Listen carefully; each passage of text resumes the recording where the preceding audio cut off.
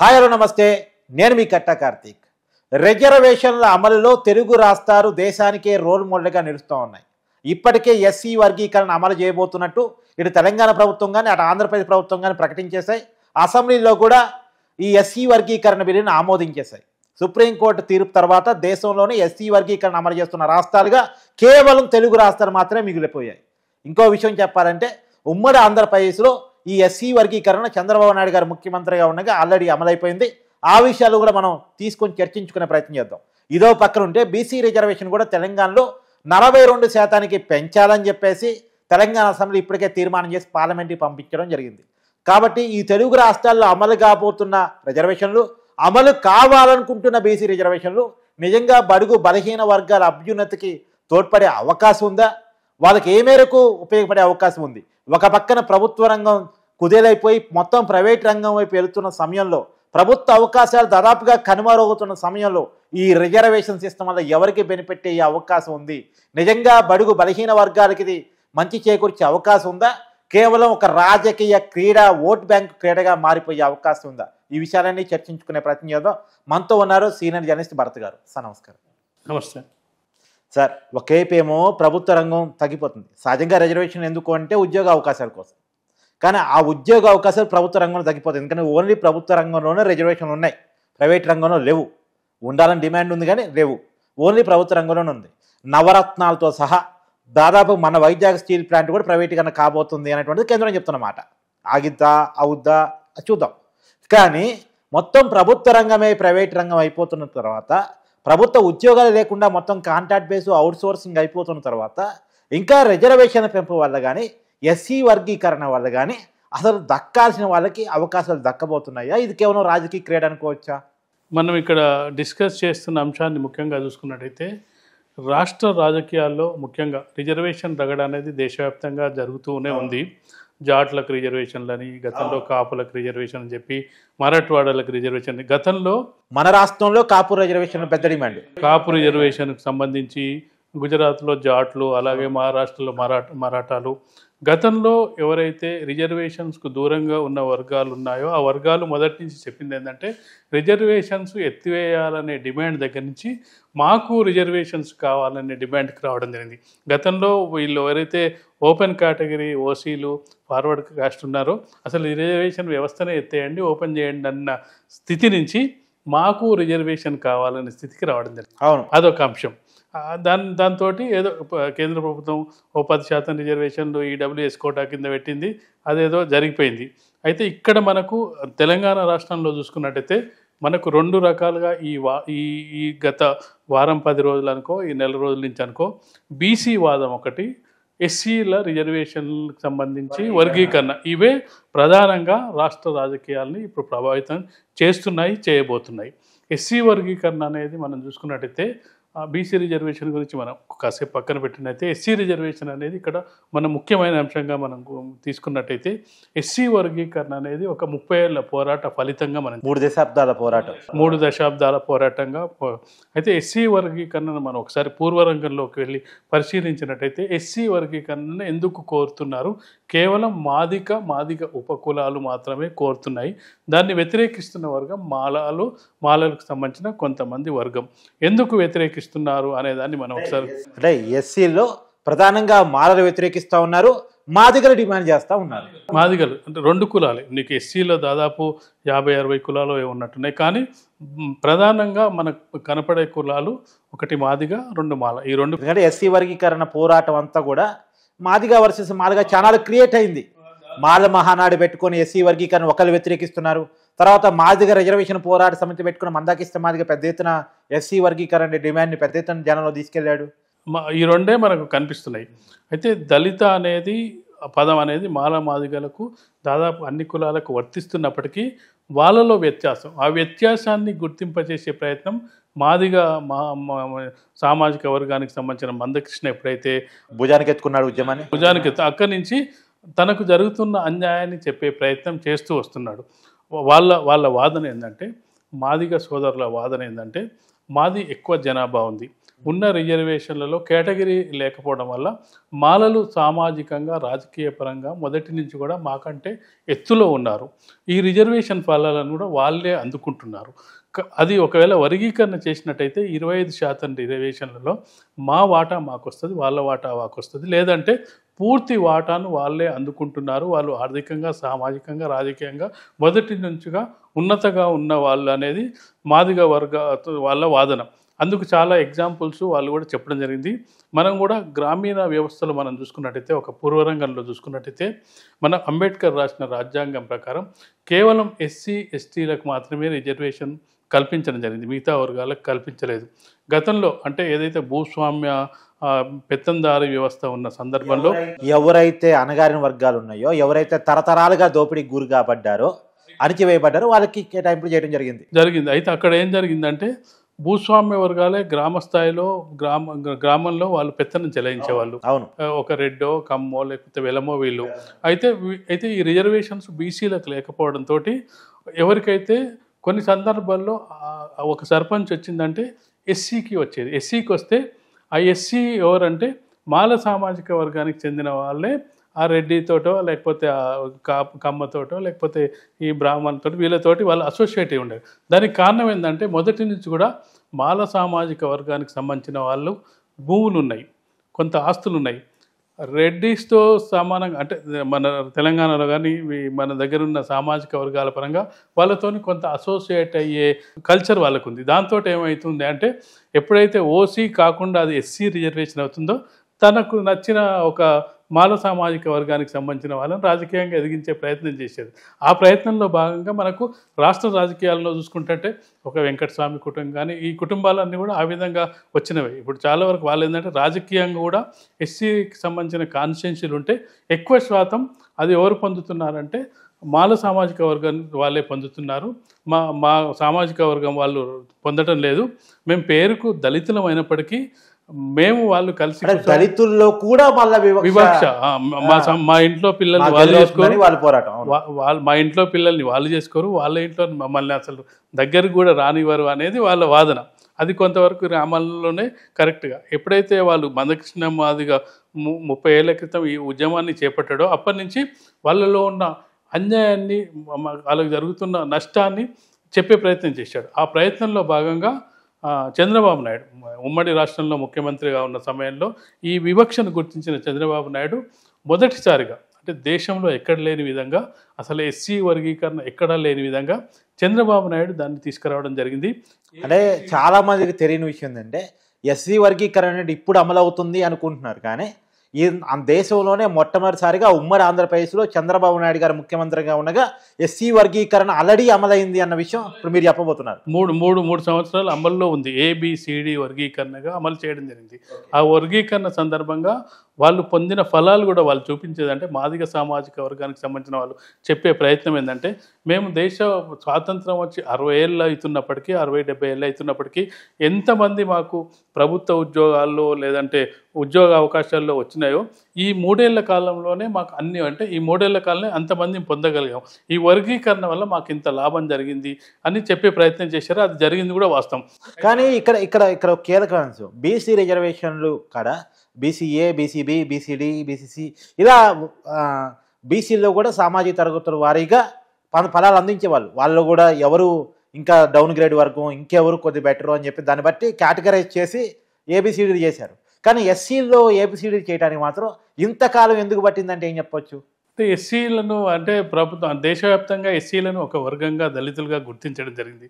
ఆ గుర్తించిన సందర్భంలో కొన్ని చోట్ల మన రాష్ట్రం లాంటి సందర్భంలో వేరే రాష్ట్రంలో లేకపోవడం, దళితులందరూ కూడా ఒకటే అని చెప్పి ఇప్పటికి కూడా చాలా కాలం పాటు ఏదైతే ఇక్కడ చంద్రబాబు చేసిన దాన్ని రాష్ట్ర అసెంబ్లీ చేస్తే చెల్లదు అని చెప్పి సుప్రీంకోర్టు తీర్పు చేయడం జరిగింది. సుప్రీంకోర్టు దాన్ని కొట్టేయడం జరిగింది. దాని తర్వాత ఉషా మెహ్రా కమిటీ అని చెప్పి చాలా కమిటీలు పనిచేయడం జరిగింది. చివరికి సుప్రీంకోర్టులో కేసు రావడం జరిగింది. ఇది భారత పార్లమెంట్ ద్వారా కాకుండా సుప్రీంకోర్టే వీళ్ళకి రిజర్వేషన్ ఇవ్వడం సబబే అని చెప్పి, వర్గీకరణ సబబే అని చెప్పడం జరిగింది. అయితే బీసీలో ఉన్నప్పుడు ఏంటంటే, బీసీ వర్గీకరణ మీరు అడుగుతున్న దాని ప్రకారం బీసీలో కూడా కొంతవరకు బీసీల్లో ఈ కేంద్ర ప్రభుత్వం వచ్చిన తర్వాత ఎంబీసీలను పెట్టడం జరిగింది. ఎంబీసీల కంటే ముందు కూడా సార్ బీసీఏ, బీసీబీ, బీసీఏ అలా కూడా వర్గీకరణ ఏంటంటే, బీసీబీ అంటే కొంచెం ఎదిగిన వాళ్ళు, అంటే ఓసీ వాళ్ళకు కొంచెం దగ్గరగా ఉన్న వర్గం. తర్వాత అంటే దాన్ని అట్లా డివైడ్ చేసుకుంటూ రావడం జరిగింది. అయితే దళితుల్లో అలాంటి చీలిక తేవద్దనే ఉద్దేశంతో ఏ రాష్ట్ర ప్రభుత్వం ఎవరు ప్రయత్నం చేయలే. కానీ ఇక్కడ మన దగ్గర సామాజిక ఉద్యమాలు కానీ, లేదంటే వామపక్ష ఉద్యమాలు కానీ, నక్సలైట్ ఉద్యమాలు కానీ మనకంటే ఉమ్మడి ఆంధ్రప్రదేశ్లో ఎక్కడ జరిగిన సందర్భం ఉంది. మిగతా రాష్ట్రంలో చూసుకుంటే మన దగ్గరనే ఆ చైతన్యవంతమైన ఇది మన దగ్గర ఎక్కువ కనిపిస్తుంది. ఆ ఉద్యమంలో భాగంగానే తెలంగాణ ఉద్యమం జరిగిన 69 నుంచి జరగడం జరిగింది. ఒక 30 ఏళ్ళ సుదీర్ఘ కాలం పాటు మందకృష్ణ మాదిగ ఉద్యమం చేయగలిగిందంటే ఈ ప్రజల్లో ఉండే చైతన్యం, ఆ ఓపిక, ఇవన్నీ కూడా చెప్పుకోవచ్చు. మిగతా చోట్ల మనం చూసాం. నిజంగా ఇక్కడ ఒప్పుకోవాల్సింది ఏంటంటే ఆ తెలంగాణలో లేదా ఉమ్మడి ఆంధ్రప్రదేశ్లో జరిగినటువంటి ఎస్సీ వర్గీకరణ పోరాటం దేశంలో ఉన్నటువంటి దళితులందరికీ మార్గాన్ని చూపించగలిగింది, పరిష్కారాన్ని చూపించగలిగింది. ఇప్పుడు పరిష్కారం ఇప్పుడు మిగతా రాష్ట్రాలకు కూడా కేంద్ర ప్రభుత్వం అనివార్యంగా ఇప్పుడు ఒకవేళ చట్టం చేయమని చెప్పి రాష్ట్ర ప్రభుత్వం అసెంబ్లీలో తీర్మానం చేసి కేంద్ర ప్రభుత్వానికి పంపడం జరిగింది. పార్లమెంటు ద్వారానే ఇది చట్టం చేయాలని చెప్పి కూడా చెప్పడం జరిగింది. కానీ కేంద్ర ప్రభుత్వం రేపు ఏం చేస్తుంది? రాష్ట్రాలే చేసుకోమని చెప్తుందా? కేంద్రం ఒక డైరెక్షన్ ఇచ్చి వదిలేస్తుందా? ఎందుకంటే కొన్ని సందర్భాల్లో కేంద్రం చేతులు కూడా కొన్ని ఉండయి. ఎందుకంటే ఒక చోట ఎస్సీ ఉన్న వాళ్ళు మరొక చోట బీసీ ఉంటారు, ఒక చోట బీసీ ఉన్న వాళ్ళు మరొక చోట ఓసీ ఉంటారు. ఈ సందర్భంగా ఎక్కడ దాకా మనకి కర్ణాటక చాలా కులాలు తేడా ఉంది. ఇప్పుడు ఇక్కడ రెడ్డి ఉన్న వాళ్ళు కర్ణాటకలో బీసీ ఉన్నారు. అవును, అట్లా ఇప్పుడు నాయకులు ఉన్నారు. నాయకులు మన మహారాష్ట్రలో వాళ్ళు డామినేటెడ్ కాస్ట్ ఉంటాడు, ఇక్కడ మన ఎస్టీ ఉంటుంది. అంటే ఇప్పుడు రాష్ట్రాల వారిగా కేటగిరీస్ చేయాల్సి వస్తుంది. కేంద్ర ప్రభుత్వం ఒకే ప్రపోర్షనేట్ చేయడానికి లేదు, కొన్ని మాత్రము కామన్గా చేయడానికి వస్తుంది. ఇప్పుడు ట్రైబల్ ఏరియాస్ ఉంటాయి, ట్రైబల్లో 90% ట్రైబల్ ఉంటారు. ఆడ ఏం రిజర్వేషన్ పెడతారు? నీకు పెట్టడానికి లేదు. ఉత్తరాఖండ్ లాంటి ప్రాంతం ఉంది, ఉత్తరాఖండ్ దాంట్లో 90% ఓసీలు ఉన్నారు. 90% ఓసీలు ఉన్న దగ్గర నీకు బీసీ రిజర్వేషన్ లేదంటే ఎస్సీ రిజర్వేషన్ అమలు చేసినా కదా దానికి అక్కడ నీకు అమలు కాదు కదా. కాబట్టి రాష్ట్రాలకు కేంద్ర ప్రభుత్వం రేపు ఈ చట్టాన్ని చేస్తూ ఇది రాష్ట్ర అసెంబ్లీలు రాష్ట్రాలు బీసీ రిజర్వేషన్ అయినా ఎస్సీ రిజర్వేషన్ మీ జనాభా ఆధారంగా, మీ పరిస్థితులకు ఆధారంగా, మీ దగ్గర ఎస్సీలు ఎవరు అనేది గుర్తించిన ఆధారంగా చేసుకోమని చెప్తుందా, లేకపోతే కామన్గా ఒక దాన్ని తీసుకొస్తుందా అనేది రేపు పార్లమెంటులో చర్చ సందర్భంగా వచ్చే సందర్భం ఉంది. కాకపోతే మిగతా రాష్ట్రాల నుంచి ఇప్పటివరకు అయితే డిమాండ్ రాలేదు. రేపు పార్లమెంట్లో ఎస్సీ వర్గీకరణ అమలైన రాష్ట్రాలుగా మన తెలుగు రాష్ట్రాలు మిగలబోతున్నాయి. నిజంగా కూడా ఫస్ట్ సుప్రీంకోర్టు తీర్పు వచ్చిందో లేదో మన తెలుగు రాష్ట్రాలు అమల్లోకి వచ్చేసింది. పోరాడింది కూడా తెలుగు రాష్ట్రాలే, పోరాటం జరిగింది ఇక్కడే, అమల్లోకి వచ్చింది ఇక్కడే, దాన్ని ఫలితం పొందింది ఈ రాష్ట్రమే, దానికోసం సుదీర్ఘకాలం పోరాడింది ఈ రాష్ట్రమే. మిగతా రాష్ట్రాల వాళ్ళు ఆపడానికి ప్రయత్నాలు తక్కువ చేసినప్పటికీ మన రాష్ట్రం వాళ్ళ మాలలే ఎక్కువ మంది ఇన్ఫ్లుయెన్స్ ఆపారనే ఒక విమర్శ కూడా మాల సోదరుల మీద మాదిగ సోదరులు చేస్తున్న అంశాన్ని కూడా మనం చూడొచ్చు. చాలా కాలం పాటు మన రిజర్వేషన్స్ ఆపింది కూడా ఇన్ఫ్లుయెన్స్ చేశారు. వీళ్ళంతా ఇన్ఫ్లుయెన్స్డ్ వర్గాలని కూడా మాదిగ చాలా ఆరోపణలు చేశారు. అవి ఎంతవరకు నిజమని మనం దానికి ఏం సర్టిఫికెట్ ఇవ్వట్లేదు. కానీ కాకపోతే ఈ ఆరోపణలు అయితే ఉన్నాయి. వాళ్ళు ఇన్ఫ్లుయెన్స్ చేయగలుగుతారు, వాళ్ళకు రాజకీయంగా, సామాజికంగా, ఆర్థికంగా వాళ్ళకు కొంత బలమైన గ్రూపులు ఉన్నాయి, బలమైన శక్తులు ఉన్నాయి, బలమైన వర్గాలతో వీళ్ళకి సాన్నిహిత్యం ఉందనే అభిప్రాయం ఉంది. ఆ అభిప్రాయం ప్రకారం ఆపగలిగారు అనేది కూడా ఉషా మెహ్రా కమిటీని కూడా వీళ్ళు బయటికి రానివ్వలేదు అనేది కూడా మందకృష్ణ ఆరోపణ. అవును, ఆ కమిటీ సిఫార్సులు బయటకు రాలేదు అనేటువంటి. సరే, ఇంకొక మాట కూడా, సరే ఎస్సీ వర్గీకరణ విషయంలో జరిగినటువంటి చరిత్ర ఈ రకంగా ఉంది. ఒక బీసీ రిజర్వేషన్ చర్చకు వచ్చినప్పుడు కూడా బీసీ రిజర్వేషన్ 42% పెంపు జరగాలని చెప్పి తెలంగాణలో ఆల్రెడీ అసెంబ్లీలో తీర్మానం చేశారు, కేంద్రాన్ని పంపించారు. ప్రధానమంత్రిని అఖిలపక్షంతో కలుస్తానని ముఖ్యమంత్రి రేవంత్ రెడ్డి గారు ప్రకటించారు. అంటే దీంట్లో కూడా బీసీ రిజర్వేషన్ 42% తీసుకురావడం కూడా ఒక విప్లవాత్మకమైన మార్పుగా చెప్పుకోవాల్సిన అవసరం లేదు. ఒక రకంగా చూసినప్పుడు దేశంలో ఎక్కడా లేదు కదా బీసీ అనేది విప్లవాత్మకమైన మార్పు అని చెప్పచ్చు. ఎందుకంటే గతంలో మనం స్వాతంత్రం వచ్చినప్పటి నుంచి బీసీలకు రిజర్వేషన్ లేదు. వీపీసీ కాలం అప్పుడే 27% రిజర్వేషన్ ప్రారంభం చేద్దాం మండల్ కమిషన్ ఆధారంగా అన్నప్పుడు అప్పుడు దేశవ్యాప్తంగా యాంటీ రిజర్వేషన్ ఉద్యమం రావడం జరిగింది. దాని తర్వాత పివి నరసింహారావు వచ్చిన తర్వాత అది కొంత సర్దుమణిగి 27% దేశవ్యాప్తంగా రిజర్వేషన్ బీసీలకు అమలు చేయడం జరుగుతుంది దేశవ్యాప్తంగా. అది మన దగ్గర అయితే బీసీలకు రిజర్వేషన్స్ 23% దేశవ్యాప్తంగా ఇవ్వడానికి ముందే మన దగ్గర 25% మురళీధరరావు కమిషన్ ఆధారంగా 25% రిజర్వేషన్ ఆల్రెడీ మన దగ్గర కొనసాగుతూనే ఉంది. అప్పుడు కూడా మన దగ్గర జరిగింది. అయితే మిగతా రాష్ట్రాల్లో బీసీ ఉద్యమం ఏంటంటే రామ్ మనోహర్ లోహియా ఆదర్శంతో దాదాపు బీసీలే డామినేషన్ చేసే స్థితికి రావడం జరిగింది. ఒక ఉత్తరప్రదేశ్ అనుకో, ఒక బీహార్ అనుకో, ఇట్లాంటి రాష్ట్రాల్లో బీసీ ములాయం సింగ్ యాదవ్, లాలూ ప్రసాద్ ఇదంతా ఎప్పటి నుంచో ఆ విప్లవాత్మకంగా రాజకీయాల్లో వాళ్ళు ఎంటర్ అవ్వడం జరిగింది. ఆ జనతా ప్రయోగంతో యాంటీ ఇందిరా గాంధీ కొన్ని వర్గాలకే సంబంధించిన రాజకీయం అందరికీ. అయితే మన సార్ ఎన్టీఆర్ తీసుకొచ్చిన మార్పుల కారణంగా, టీడీపీ తీసుకొచ్చిన విప్లవాత్మక మార్పుల కారణంగా తెలుగు రాష్ట్రాల్లో కూడా బీసీలు పెద్ద ఎత్తున రాజకీయాల్లోకి వచ్చి ఎదిగారు. ఖచ్చితంగా అసలు బీసీలు ఈరోజు రాజకీయంగా ఇది మాట్లాడగలుగుతున్నారంటే ఎన్టీ రామారావు తీసుకొచ్చిన విప్లవాత్మకమైన మార్పే అనుకోవచ్చు. ఎందుకంటే రాజకీయాలని ఎన్టీ రామారావు గ్రామ స్థాయికి తీసుకెళ్ళగలిగాడు, సామాన్య మానవుని దగ్గరికి తీసుకెళ్ళగలిగాడు. ఒక బీసీలనే కాదు, రాజకీయం అంటే అదేదో అతీతమైంది అనేది ఒక అభిప్రాయం నుంచి రాజకీయం అంటే సామాన్యుడు కూడా చేయగలడు అనే అభిప్రాయం తీసుకొచ్చింది ఎన్టీ రామారావు. అందులో బీసీలు ఉండొచ్చు, ఎస్సీలు ఉండొచ్చు, ఓసీలు ఉండొచ్చు, అతి సామాన్యుని దగ్గరికి మాత్రం చేర్చింది ఎన్టీ రామారావు రాజకీయాన్ని. అందులో ఎక్కువ మంది బీసీలు అందులో లబ్ధి పొందారు. గతంలో బీసీలు ఎవరు కూడా రాజకీయాల్లో తక్కువ ఉన్న సందర్భంలో బీసీలు పెద్ద ఎత్తున మొబిలైజ్ అవ్వడం జరిగింది. రాజకీయాల్లో కూడా ఇప్పటికి కూడా తెలుగుదేశం పార్టీ అంటే బీసీ పార్టీ అనే ఎందుకు వచ్చిందంటే ఎక్కువ మంది బీసీలు. ఎందుకంటే అక్కడ మొదట్లో మనం చూసుకున్నట్టయితే ఉమ్మడి ఆంధ్రప్రదేశ్లో కానీ ఆ గతంలో కానీ కాంగ్రెస్ పార్టీ వెంట ఉన్న వాళ్ళు అంటే దళితులు, మైనార్టీలు, అగ్రవర్ణాల వాళ్ళు కాంగ్రెస్ పార్టీ వెంట ఉండేవాళ్ళు. బీసీలు ఎక్కడ ఉండే వాళ్ళకి అర్థం కాని పరిస్థితి. ఎప్పుడైతే టీడీపీ పార్టీ వచ్చిందో వాళ్ళు తెలుగుదేశం పార్టీని ఓన్ చేసుకోవడం ప్రారంభించారు. ఆ ఓన్ చేసుకునే లీడర్స్ కూడా చూడండి, దేవేంద్ర గౌడ్ నెంబర్ 2గా ఉండేవాడు ఆ పార్టీలో, బీసీ. తలసాని శ్రీనివాస్ యాదవ్ ఇప్పటికి హైదరాబాద్ లీడర్, కృష్ణ యాదవ్, వీళ్ళంతా కృష్ణ యాదవ్, గంగుల కమరాకరు, రమణ, వీళ్ళందరూ రమణ. ఆంధ్రాలోకి వస్తే అచ్చయ్య నాయుడు, అయ్యన్న పాత్రుడు, యనమల రామకృష్ణుడు, ఆ జనరేషన్ అందరు దాదాపు వాళ్ళు బీసీ లీడర్స్ చాలా మంది. ఎన్టీ రామారావు వచ్చిన తర్వాత వచ్చిన బీసీ లీడర్లు ఇప్పటికి కూడా వాళ్ళు కొనసాగుతున్నారు, వాళ్ళ వారసత్వాన్ని కొనసాగిస్తున్నారు. వాళ్ళు ఒక రామ్మోహన్ నాయుడు కేంద్ర మంత్రి ఉన్నాడు, యనమల రామకృష్ణ సార్ ఇప్పుడు రిటైర్ అవుతున్నప్పటికీ మొత్తానికి దాదాపు ఇప్పటికి ఎన్టీ రామారావుకు, చంద్రబాబు నాయుడుకు మొన్నటి వరకు యాక్టివ్ పాలిటిక్స్ లోనే ఉండడం జరిగింది. తన ఇన్ఫ్లుయెన్స్ ను, తన ముద్రను చూపించడం జరిగింది. తెలుగుదేశం పార్టీ ద్వారా ఎవరైతే బీసీలు రాజకీయ నాయకత్వాన్ని చేపట్టడం జరిగింది వాళ్ళంతా వాళ్ళ ముద్రను కాపాడుకోగలిగారు, వాళ్ళ ముద్రను చూపించుకోగలిగారు. టీడీపీ అంటేనే బీసీల పార్టీగా వాళ్ళకు ఒక ముద్ర వేయించుకోగలిగారు. కాబట్టి బీసీ ఉద్యమం అక్కడ స్టార్ట్ అయింది. బీసీలకు ఒక రాజకీయ చైతన్యం, ఒక రాజకీయ వేదిక, గ్రామ స్థాయిలో వాళ్ళ లీడర్లను తయారు చేసుకోవడం అనేది అక్కడ స్టార్ట్ అయింది. దళితులు కూడా సార్, బాలయోగి ఎలా లోక్సభ స్పీకర్గా గలిగాడు, ప్రతిభా భారతి ఎలా కాగలిగాడు అంటే అదే సామాన్యుడు రాజకీయాల్లోకి రాగలిగారు, సామాన్యులు మంత్రులు కాగలిగారు, సామాన్యులు ఎమ్మెల్యేలు కాగలిగారు, సామాన్యులు కేంద్ర స్థాయికి వెళ్ళగలిగారంటే అక్కడ రాజకీయ చైతన్యం అక్కడ ప్రారంభమైంది. అవును, ఇప్పటికీ మనకు కనబడుతుంది కదా సార్, కడియం శ్రీహరి, తర్వాత మోత్కుపల్లి. నీకు ఇంతెందుకు, ఇప్పుడు మనము అగ్రవర్ణాల్లో చూసిన మాధవరెడ్డి కానీ జానారెడ్డి కూడా వీళ్ళు అతి సాధారణ సర్పంచ్ స్థాయి, లేదంటే ఆ జానారెడ్డి ఏదో హాస్టల్ వార్డెను, టీచర్గా పనిచేస్తున్న వాళ్ళని కూడా ఎన్టీ రామారావు పైకి తీసుకురావాలని. అంటే రాజకీయాలంటే ఏదో పెద్దవాళ్ళు చాలా అతీతమైందని కాకుండా సామాన్యులు కూడా చేయొచ్చు అనే స్థితికి ఎన్టీ రామారావు తీసుకురాగలిగాడు. అందులో బీసీలు దాన్ని ఎక్కువగా దాన్ని ముందుండి నడిపించగలిగారు.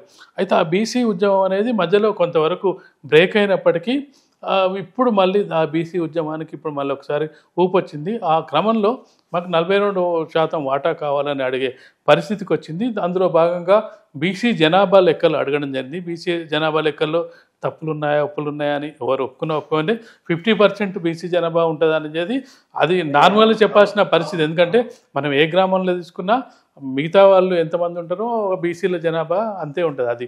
అది సింపుల్, అది ఒక కామన్ సెన్స్ క్వశ్చన్, దానికి పెద్ద లెక్కడు కూడా అవసరం లేదు. కాబట్టి 50% వరకు బీసీ జనాభా, అబౌవ్ 50% ఉంటారని చెప్పడానికి ఏ లెక్క వేయాల్సిన అవసరం లేదు. దాన్ని 50 ఉంటుంది అనేది ఓవరాల్గా చెప్పొచ్చు. దాన్ని ఎగ్జాక్ట్గా చెప్పాలంటే మనం లెక్కలేసుకోవాలి కానీ చెప్పాలి, కానీ ఓవరాల్గా చెప్పాలంటే 50% జనాభా ఉంటుందని చెప్పచ్చు, ఈజీగా చెప్పేయచ్చు. ఎందుకంటే మన గ్రామాల్లోనే కనిపిస్తుంటారు. ఎందుకంటే బీసీలో దాదాపు 130 కులాలు ఉన్నాయి. 130 కులాల ప్రతి కులం కూడా ఉంటుంది. గ్రామ స్థాయిలో ప్రతి కులం కూడా ప్రతి వాళ్ళ చేతి వృత్తుల వాళ్ళు ఖచ్చితంగా ఉంటారు. కాబట్టి వాళ్ళు రాజకీయాల్లో ఇప్పటివరకు అవకాశాలు రాలేకపోవడానికి కారణం ఏంటంటే నీకు గ్రామ స్థాయి నుంచి నాయకత్వం. మనం ఇప్పుడు ఒకవేళ జనరల్గా మనం ఒక అంశం ఇస్తే గతంలో బీసీలు ముఖ్యమంత్రులుగా అంటే కాంగ్రెస్ పార్టీలో ఒక కేశవరావు పెద్ద లీడర్ కనపడేది, ఒక డి శ్రీనివాస్ పెద్ద లీడర్ కనపడేది, వీళ్ళందరూ కనపడేది, శివశంకర్ గతంలో కనిపించేది. ఇప్పుడు ఒకవేళ కాంగ్రెస్ పార్టీ బీసీని ముఖ్యమంత్రి చేద్దామంటే అసలు ఎవరు కనిపించే స్థాయి కూడా కనిపించట్లేదు. అదే ఉన్నారు లీడర్గా పెద్ద మధుయాస్కి గౌడు, పొన్నం ప్రభాకరు. పొన్నం ప్రభాకర్ ఒకటే కనిపిస్తుంది మనకి. ఇంకా పెద్దగా కాంగ్రెస్ పార్టీలో ఎదిగిన మధు యాసుకుంటే అంటే ఓడిపోయిన సందర్భాన్ని, అంటే ఒక టవరింగ్ పర్సనాలిటీ అనే వాళ్ళు కనిపించిన టవరింగ్ పర్సనాలిటీ ఒక బీసీనే కాదు, అసలు మనం తెలుగు రాష్ట్రాల నుంచే లేరని చెప్పొచ్చు. ఎందుకంటే గతంలో మన పెద్ద పెద్దలు జైపాల్ రెడ్డి కానీ, ఓ సీతారాం యేచూరి కానీ, వెంకయ్య నాయుడు కానీ, ఈ టవరింగ్ పర్సనాలిటీస్ అంతా నార్త్ ఇండియాలో ఢిల్లీలో చక్రం తిప్పిన వాళ్ళందరూ ఇప్పుడు వాళ్ళంతా తెరమరుగైపోయారు. ఇప్పుడు జైపాల్ రెడ్డి లేడు, సీతారాం యేచూరి లేడు, వెంకయ్య నాయుడు రిటైర్ అయిపోయాడు. అసలు వీళ్ళు ఒక టవరింగ్ పర్సనాలిటీ అంటే సౌత్ ఇండియాలో లేకుండా పోయిన పరిస్థితి మనకు కనిపిస్తుంది. సరే, ఎనీవే ఇప్పుడైతే తెలుగు రాష్ట్రాలు బీసీ రిజర్వేషన్ కానీ అటు ఎస్సీ వర్గీకరణ చేయడం కానీ ముందుకెళ్ళి ఒక రోల్ మోడల్గా దేశానికే రిజర్వేషన్లో ఒక రోల్ మోడల్గా మాత్రం నిలుస్తున్నాయని చెప్తారు. తెలుగు రాష్ట్రాల నుంచి ఇదొక సాంప్రదాయంగా కొనసాగి మిగతా రాష్ట్రాలకు ఆదర్శంగా నిలబడి మిగతా రాష్ట్రాల వాళ్ళు కూడా దీన్ని ఆదర్శంగా తీసుకొని వాళ్ళకి జరగాల్సిన న్యాయం జరిగితే తెలుగు రాష్ట్రాలు ఆదర్శంగా నిలిచే అవకాశం కనిపిస్తుందని చెప్పచ్చు. Thank you sir. Thank you.